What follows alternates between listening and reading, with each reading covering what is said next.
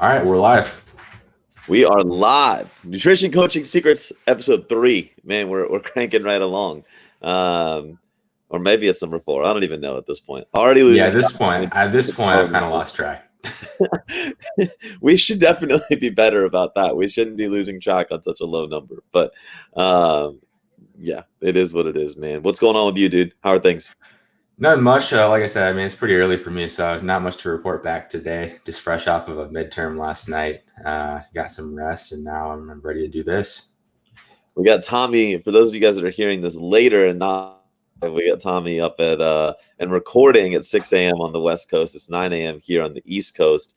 But he's a trooper, gets up, does the production work, and was actually answering emails at 5 a.m. his time. So he's on it.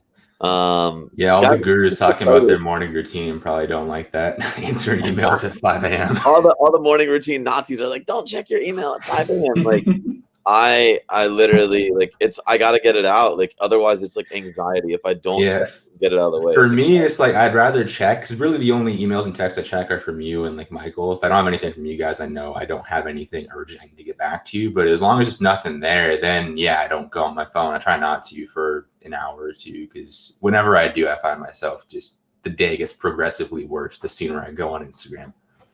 I think anybody that's like, I have the quote unquote perfect morning routine is kind of full of shit, because I don't know how you can understand somebody's thoughts or actions, and I don't know how you could claim to build them a perfect routine. Now, do I think that like we all should have elements that are relatively similar? Yeah, like I think that your morning could set you up for success, but for me, that setup for success is like caffeine, like a little bit of review.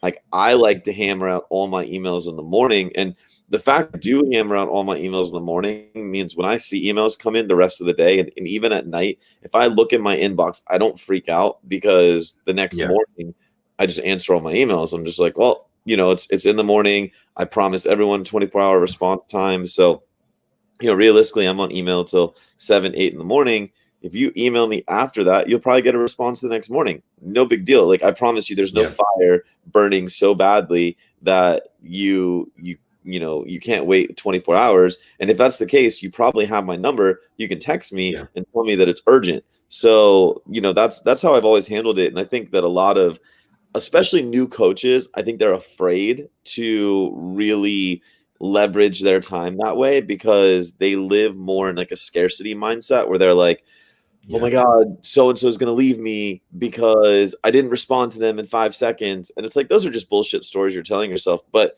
I get it, because I've been there. And for a long time, I was that same way. Like, I felt like I had to reply to every text in 5 seconds. I had every email in, 5 minutes. And it fucking drove me nuts, man. So it's actually an interesting thing that we bring up. That's definitely not the topic for today. I was gonna say, I know you gotta bounce out of here at 9:30 at our stop. So let's get into the topic for today. Yeah, definitely not talking morning routines. I'm actually to talk about periodization today, and I know that's the topic we told everybody we were going to talk about. But periodization is, I think NCI really brought 3 things to the marketplace that nobody was doing. The first, obviously, we talked about on the last podcast, which was having a system and really leveraging the triumph awareness. The second is nutritional periodization, and the third is an emphasis on recovery that I just don't think enough people were discussing, right? I think that's really our claim to fame, if you will. It's what people know us to be, and it's where if you look around the space, and not trying to say anything negative, but where have we been ripped off the most? Where do people steal our shit the most? These are the 3 things that they take from us the most, right? And so clearly, like, there's a lot of validity, because you see people using triangle of awareness and periodization all the time. It is becoming a very talked about topic, but I also think that it's now becoming kind of bastardized, and new coaches, I think they have a hard time understanding. First and foremost, what is nutritional periodization? Well, it's just like strength conditioning periodization, right? It understands that an individual or an athlete goes through different seasons or different phases throughout their year. right? Like obviously right now it's the NBA finals, NFL is in the middle of their season, MLB is in their playoffs, and NHL just finished their season. And so all of those athletes are kind of at different points, right?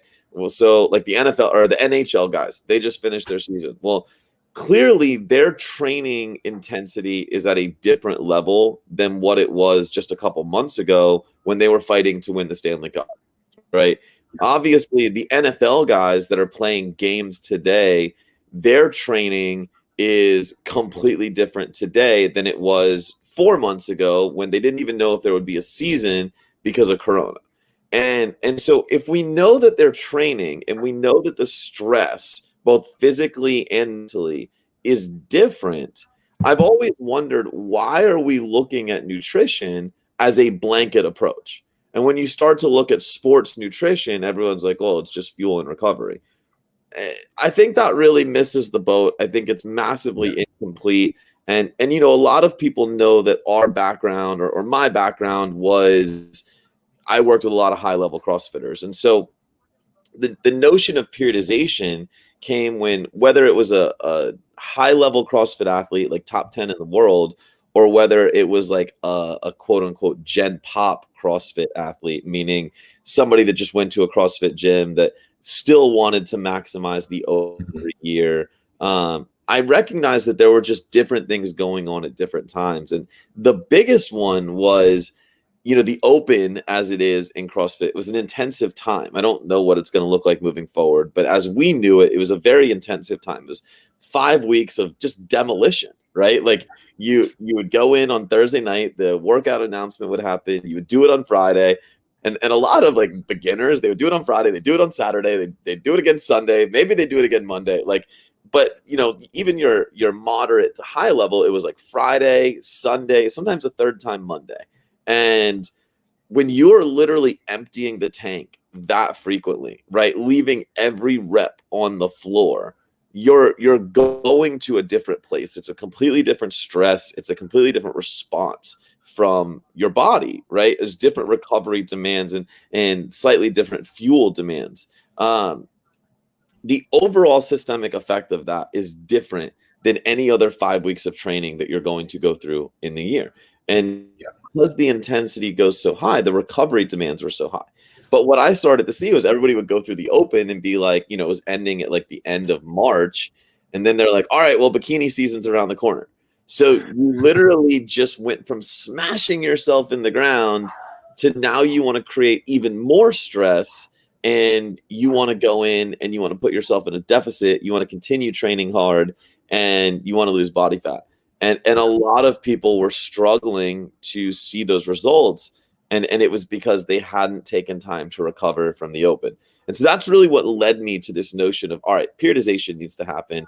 I took a step back. I looked at the periodized model of strength coaches, right, guys like our friends, Josh Cuthbert, that really do it right. And so I looked at it and I was like, wow, they all have a season, a postseason, an off season, and a preseason. And I was like, what are they doing differently in those phases? And I started analyzing, like, what is the fuel needs and what are the subsequent recovery needs from the stimulus that they're imposing. And then I asked myself, what are the desired adaptations? And I was like, all four have completely different requirements from a fuel, recovery, and ultimately adaptation standpoint. And I was like, if that is the case, science tells us, like, this is non-negotiable. Science and physiology dictate that the nutritional application must be different. Period. The end. Like there was no other choice. We had to have that. And this is really the origin of the periodized model. So then we started teaching it in level ones, and everyone's like, this is so great. This is so great. But what about Mrs. Jones that just wants to look good in a bikini?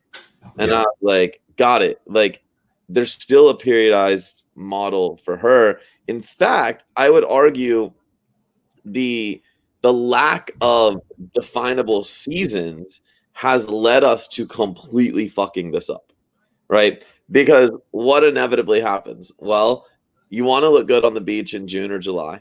Then Corona happens and you don't go to the beach. And then you stress out for 4 months, and then you hear Corona is going to end, and you're like, I got to get this COVID-19 weight off, right? And Where are so, you hearing COVID's ending? what's that?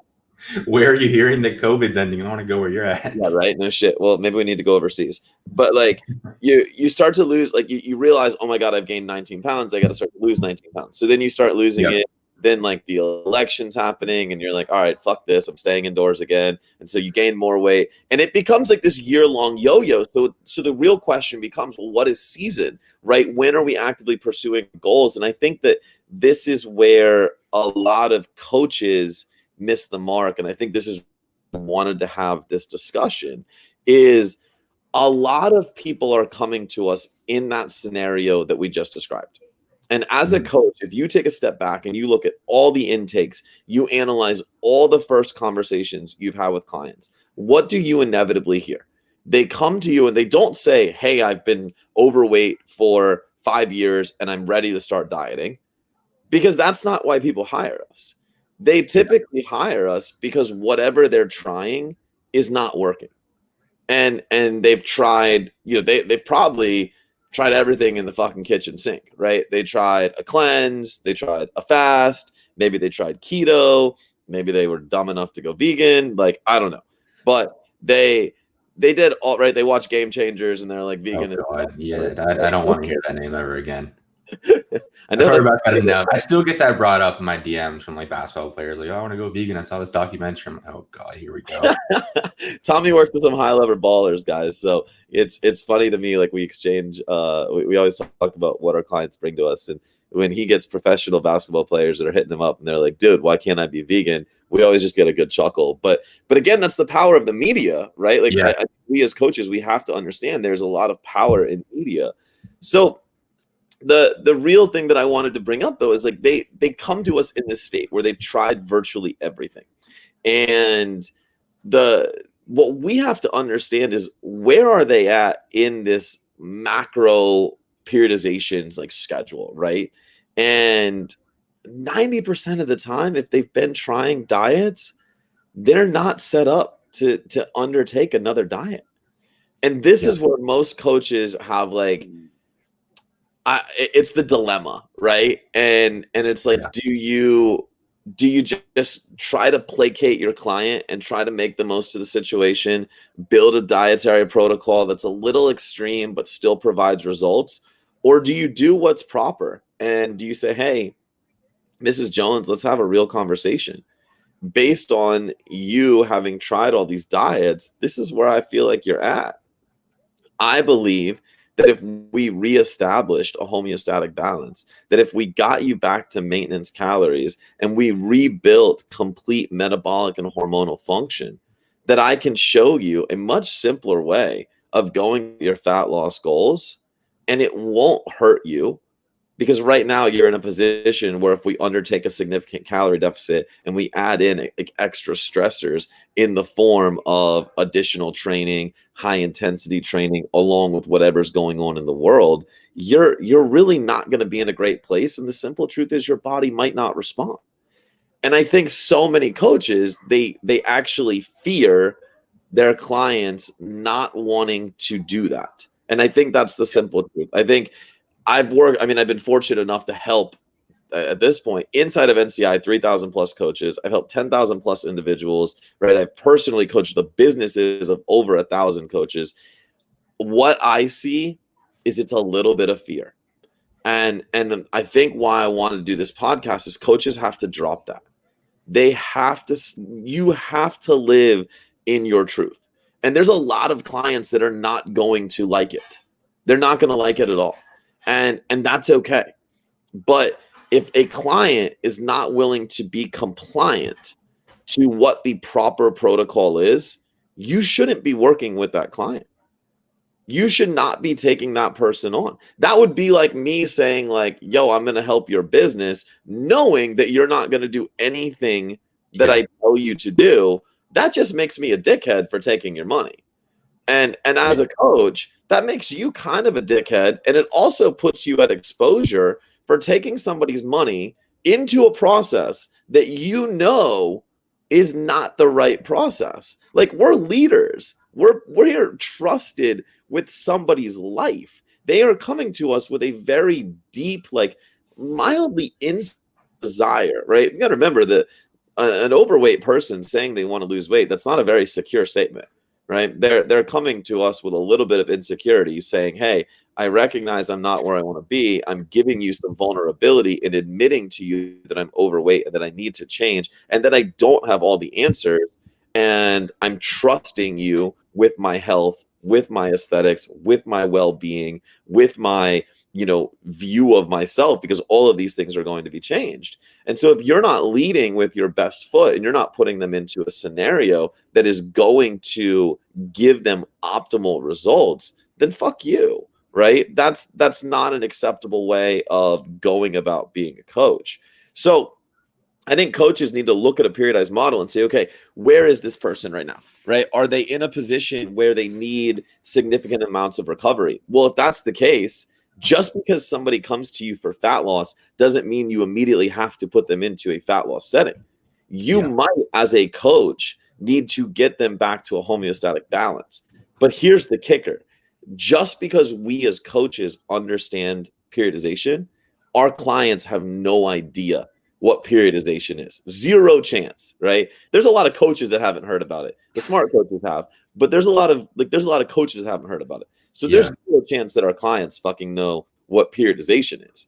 So when you you come to me, Mrs. Jones, and you're eating 1,200 calories, and you get a diet from me that starts you at 1,600 with the intention of only going higher and higher, you're like, wait a minute, what the fuck? If I don't explain that to you, if I don't share the vision, if I don't teach you what this process is going to look like, you're probably not going to work with me very long. So what is that going to perpetuate? Well, one, it's going to perpetuate Mrs. Jones getting a solution that we know is not adequate, because she's going to go to some dickhead that will charge her $100 for some templated crap that puts her in a bigger deficit, right? Like, we know that. We've seen it happen. But number two, as a coach, it starts to make you doubt implementing the right things. And it's not because you implemented the right thing. It's because you didn't explain, you didn't connect, you didn't educate, right, to ultimately facilitate that compliance. These are the real magical pieces. Periodization is not that hard, but capturing commitment to the process can absolutely be difficult.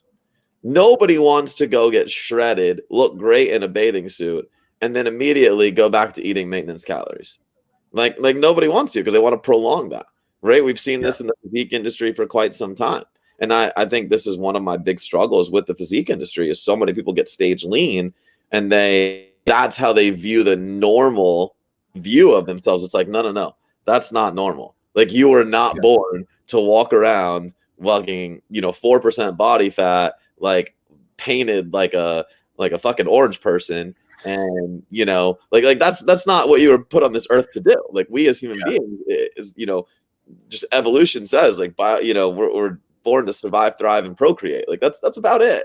And so our bodies do everything we can to guard against these adaptations, right? Our bodies don't want us to be that lean. And anybody that's been stage lean knows you're really having to work against the body. It rarely works with you.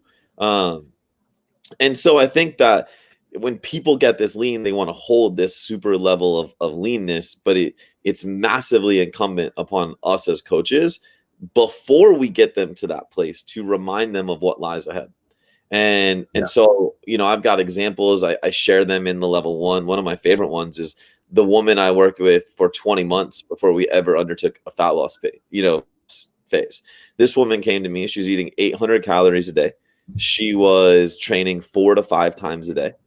And like, when I say training, like, I'm talking like exercise videos and stuff, right? Like some old school type shit. But regardless, 4 to 5 times. And the mindset that had been created was, if there was no output, if there was no activity, that she was indeed going to be gaining.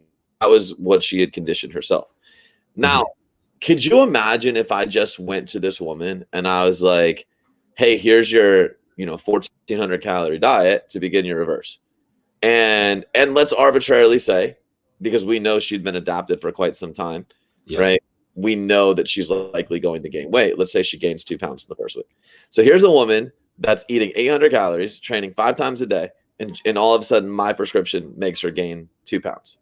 Do you think she's going to stay with me? Like zero, Unless you educate her, no. right? Zero chance she's going to stay with me. But the way you mitigate that is on the front end, you have the discussion. And I was very open with this client, and I said, hey, listen, I need to share with you the fact that the beginning of our work together is not going to help you lose weight. In fact, you're likely going to gain weight. And you're more than welcome to tell me to fuck off. You're more than welcome to not work with me. But I'm telling you that any educated nutrition coach in the world will put you through this process. And if they don't, like if you choose not to work with me and you choose to work with, a coach that puts you on a diet, like I'm just telling you, you need to run the other way. That is not the place to be. And so we had several of these conversations before we actually captured commitment to work together. And she had to understand the process. And fair play to her, man. We went 20 months, dude, a year and 8 months without ever losing weight. Now, is that the typical length of a reverse? No, but I'm a believer that psychology factors into reversing as much as physiology. I know some people will dispute me on that, and I'm not disputing that. The faster the reverse, the better. I definitely believe that, but I don't think everyone's mentally equipped for a super fast reverse. And I believe you have to play to the psychology of the individual first before you can play to the physiology. And that's another discussion for another day. But I think that was the real magic of success.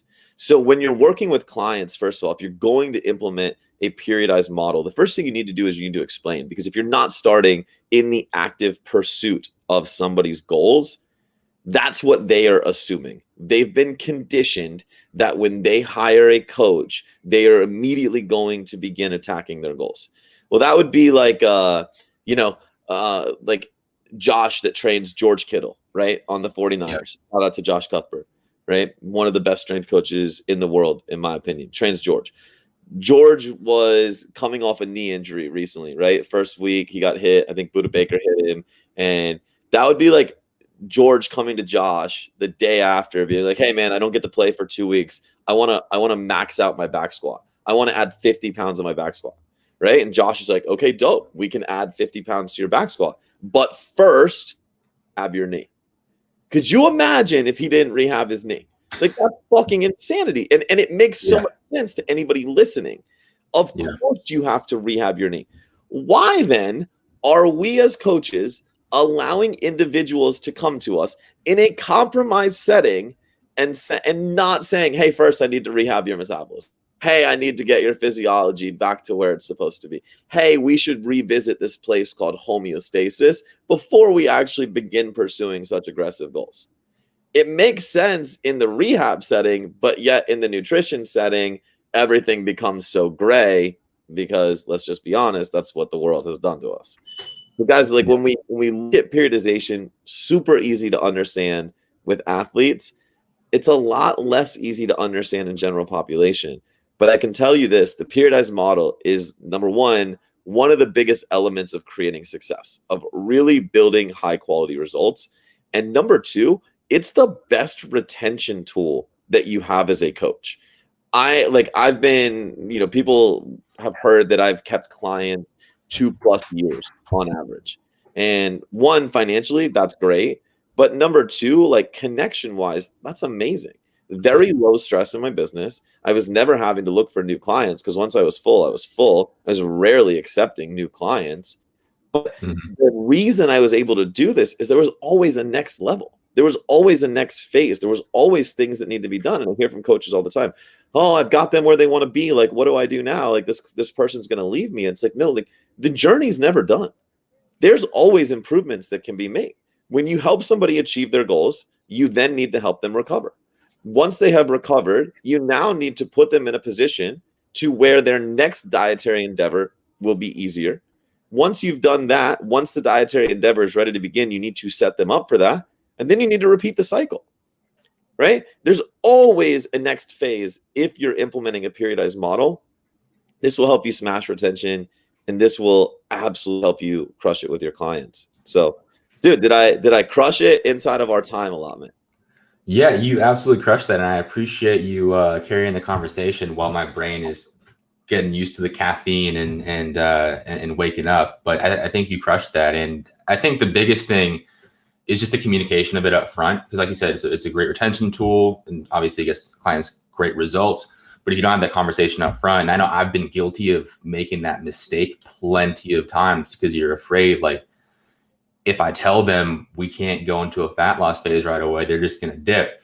But if, like you said, if they end up dipping and just running out and like, nah, dude, F you, see you later, that probably wasn't a client you wanted to work with anyway. Yep. And all my best clients and the ones that really see results and actually maintain them long term and have like raving reviews of their time working with me, we all had that conversation up front. So I think that's a huge point that if any coach watching this walks away with that, they'll be better off for sure.